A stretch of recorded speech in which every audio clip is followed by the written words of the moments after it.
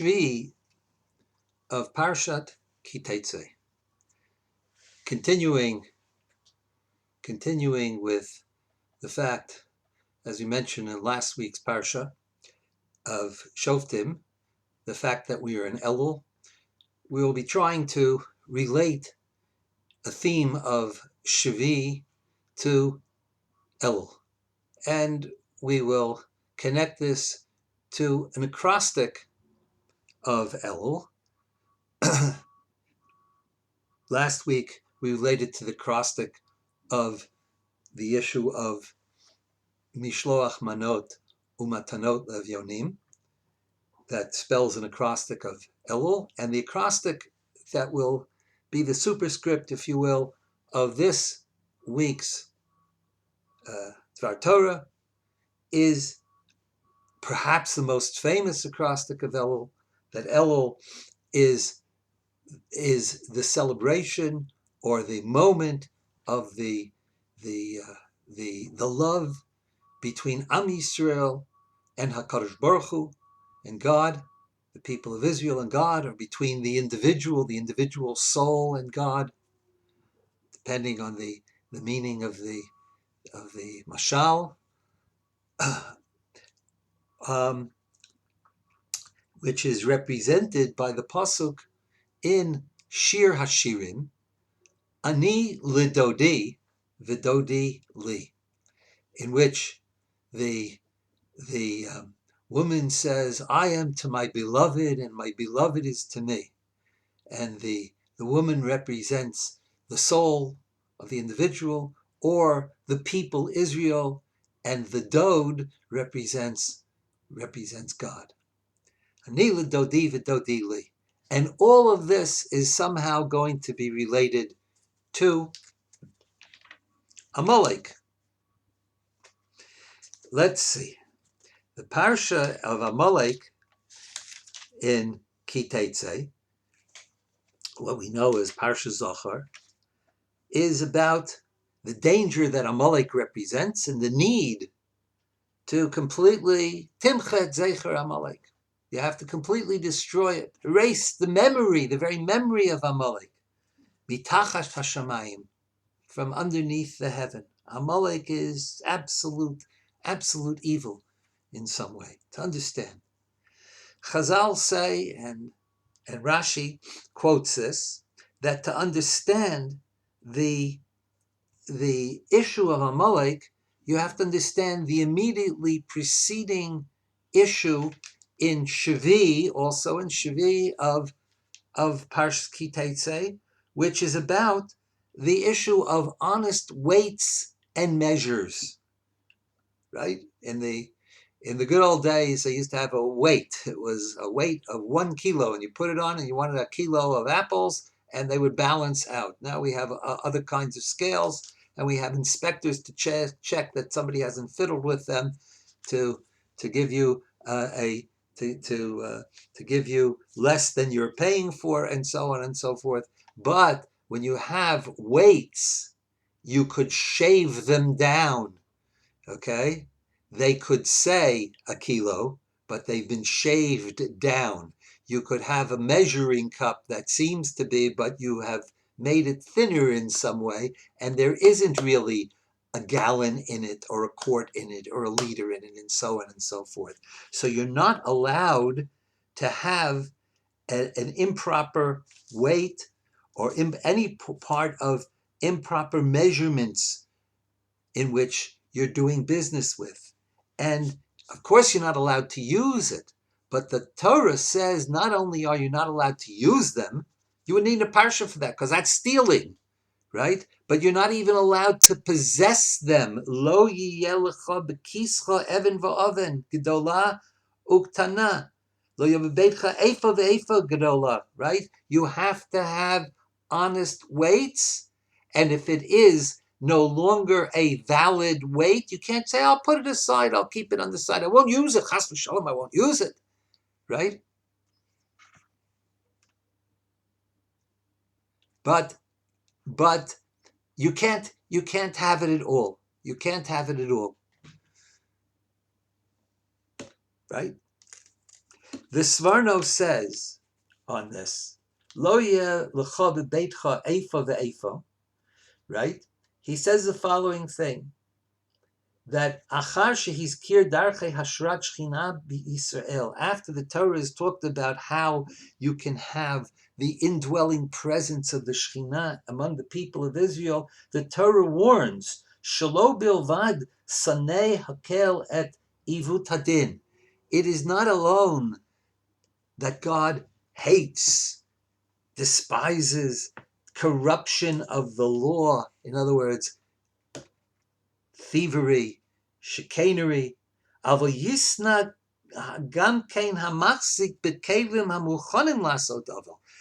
God also despises the idea, a person who holds in his possession various kinds of vessels that through which one can do perversity, perverse judgment, and therefore tzarich leharchik otam hakelim pentigal nafsho otanu. Right? A person has to distance, has to get rid of, has to make them far from him, those very vessels, even though he says, but I'm not using them. They're just, I'm not using them enough. Why? Ki toavat Hashem kalosa ela. This is an abomination for God, a person who has them. Right? And then when you get to Parsh Samalek says that follows, and the Chazal say, Rashi follows that the connection of the Parsha is as follows. I'm quoting Rashi. Im shikarta b'midot u'mishkalot have doeg min giroi ha'oyev. If you lie, if you have anything to do with the issue of dishonest weights, then watch out. Watch out, right? There's a pasuk in Mishlei that says in Perek Yud Aleph, Mozdei Mirma Toavas Hashem. Weights of deceit are an abomination unto God. Pasuk Aleph, and then Pasuk Beit, it says right afterwards, Baz Adon Vayavo Kolam. When a person does, right, it's what he does leads to Kolon, disaster, right? So they are somehow connected. Im shikarta, right? So there is some connection. Let's talk about that connection. I believe that when we follow the language of the Sforno says something that's reminiscent of another pasuk. The Sforno says that tzorich laharachik osam hakelim. You have to be marchik those kelim. You have to make them, put them far away. In other words, get rid of them. They can't be in your house. Marchik, they have to be far. Right? Now, that's very interesting that we have to put them far. I mean, is it permissible to have something treif, let's say food or something like that? It might not be wise, but the Torah doesn't say, you have to get rid of it, right? You can't eat it, so you might want to feed it if you could feed it to the animals in the field, throw it out, right? But, the problem is, chametz and Pesach, we can't keep it all, right? Okay, so that's the first dose of Psachim. We're not going into that now, right? But the idea of I have to be very, very distant from something is found specifically with those words. Not the Sforno's application of this, to this, but with those very words, it's found in connection to Dvar Sheker. Midvar Sheker Tirchak, from a word of Sheker, from the lie. Distance yourself. It's the only mitzvah in the Torah that specifically says stay far away from. Tirchak. Right? Of course, we're not supposed to be over there Avodah Zarah, and we're supposed to even uproot over there Avodah Zarah. But there's no, don't live within a mile of Avodah Zarah. Then they tircha, right? Far away from it, right? Bidvar sheker tirchak, and it is the dvar sheker that is represented by, that's the smicha taparshiot. Because what is Amalek? Amalek, as has been pointed out, Amalek in gematria is the same gematria, the same numerical value, Amalek, as the word suffix 240. Samach, Pei, 140. Kuf, right? And Amalek is 140. So Amalek is that which questions the truth of something. It brings suffix.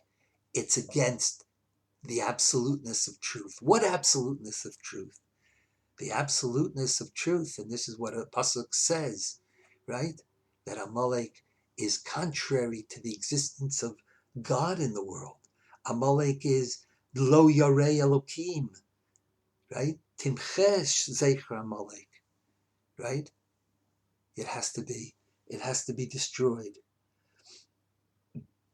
The idea of the suffix is what Chazal are talking about when they give them the mashal that Rashi quotes, that Amalek came along and it said, here is a pool of water, a boiling pool of water, ambatya, a bathtub, rotachat, and nobody can go into it. But Amalek said, oh, we can go in there, right? You cool it off a little bit, you get used to it a little bit, and it becomes less than absolute. It becomes lukewarm, and then it's okay. Stay far away from it.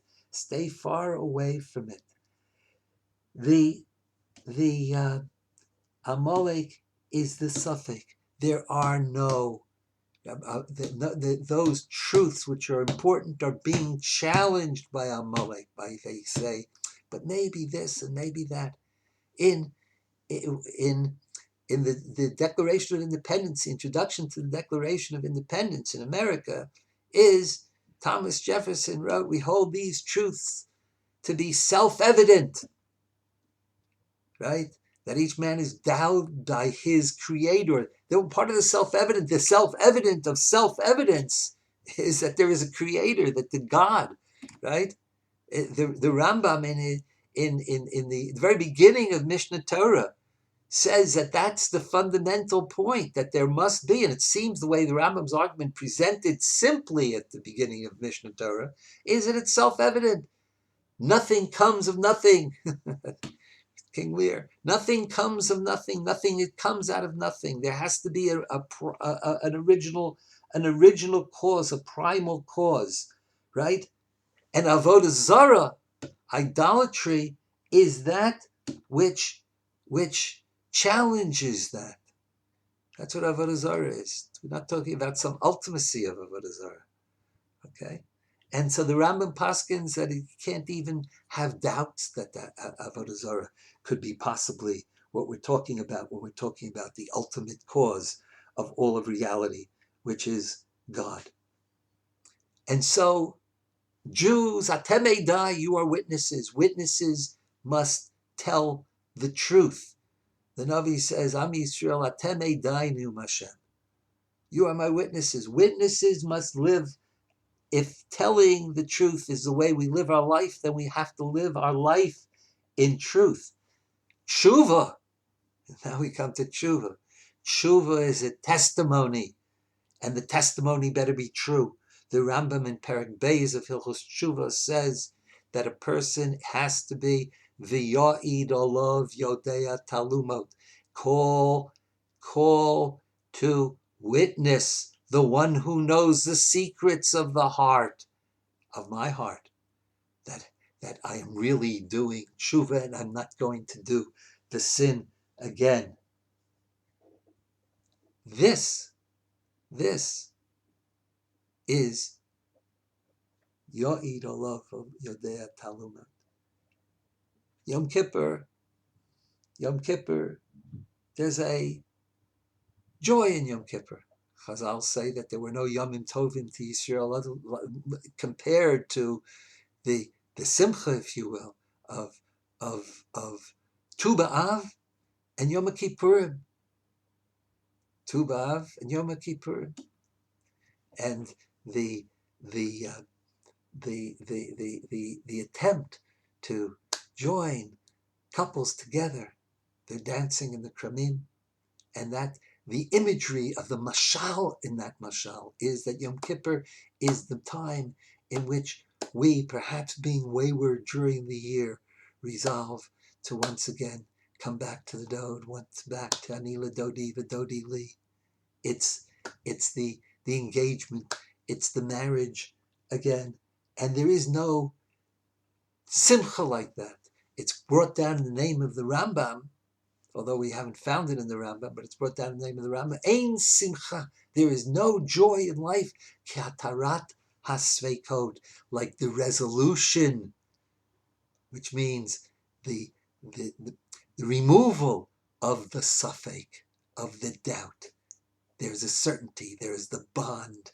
There is the dveikut, the uniting of the one, lowercase o, with the one, uppercase o. And that's the element of simcha on Yom Kippur, on Rosh Hashanah and Yom Kippur. Ein simcha kataras hasafek. And to make no doubt about that, on Yom Kippur we proclaim to the year, the minhag Yisrael is to proclaim out loud that which we don't proclaim during the rest of the year. Baruch Shem Kavod Malchus, so it's the glory of the Malchut of God. So Amalek is about sin. Amalek is about doubt. Amalek is about denial. And that is an aspect of all sin, and you have to stay far, far away from it. It has to be removed. It's related, bidvar sheker tircha, l'harchika ta'avel, to distance, to put aside completely, to negate anything which is leading in the wrong direction. Anila dodi v'dodi li. Let one further comment on that. Anila dodi v'dodi li in Shir Hashirim repeats itself twice, but in two different ways. In Perek Beis is the first time we have the expression, but in Perek Beis we are told of Shir Hashirim, Dodi li v'ani lo. The woman says, my beloved God is to me and I am to him. What then happens? We got to Perek Daled, and what happens? We're told, and they're still in love, and she still feels that way. She says, Ani yeshena v'li bi'er. I'm asleep, but my heart is awake. Kol dodi dofek. The sound of the voice, the sound of my Dod, of my beloved, of HaKadosh Baruch Hu, is knocking on the door. Pitchi li achoti rayati yonati tamati shiroshi nimlatal kavutzotai risisei laila. Open for me, God calls, the Dod calls. Open the door for me.